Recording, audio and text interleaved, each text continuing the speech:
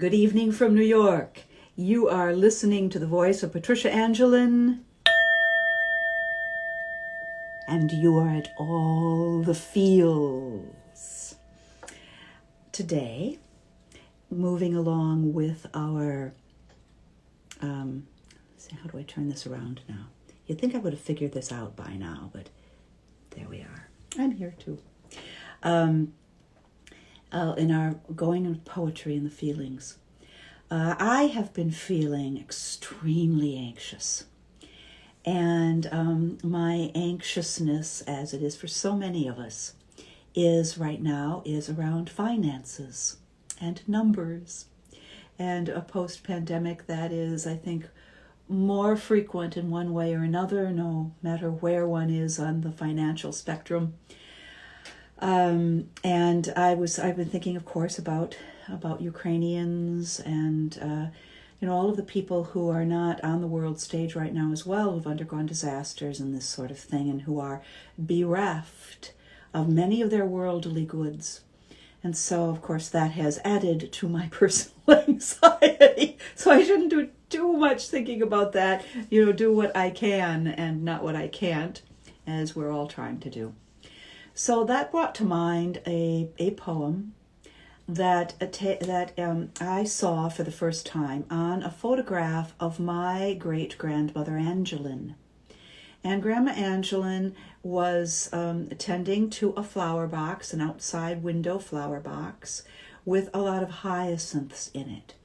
And handwritten on the bottom of this, stuck in the frame in front of the glass, I think by my grandmother looking at her mother tending these flowers, of the home that her husband, my grandfather, had literally made with his own hands for them in North Dakota, in this window box. So here is the poem that was written on the other side of it. And I do not know who wrote this. If any of you do know, I would be very grateful to know the author of this couple of lines piece of poetry.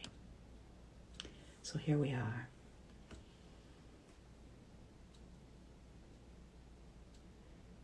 If of thy worldly goods thou art bereft, and of thy slender store 2 loaves alone are left, sell one, and with the dole buy hyacinths to feed the soul.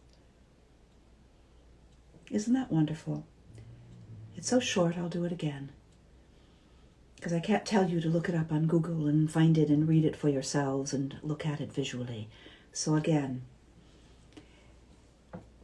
if of thy worldly goods thou art bereft, and of thy slender store 2 loaves alone are left, sell one, and with the dole buy hyacinths to feed the soul. We all need more than just bread to survive. We all need beauty. And hyacinths, which are in season right now in the floral market in New York, they smell so wonderful, and they're such beautiful harbingers of spring and all of their different colors. So they attract the human person by a couple of different senses, by the visual, and of course if you touch them, the sense of touch, and the sense of smell as well. So if of thy worldly goods thou art bereft, and of thy slender store 2 loaves alone are left, sell one, and with the dole buy hyacinths to feed the soul. Thank you for being with me. I would be grateful for your comments. If there is a piece of poetry or a verse or an epigram or a proverb or anything that you would like to hear through a voice other than your own, I would be very, very happy to do it for you.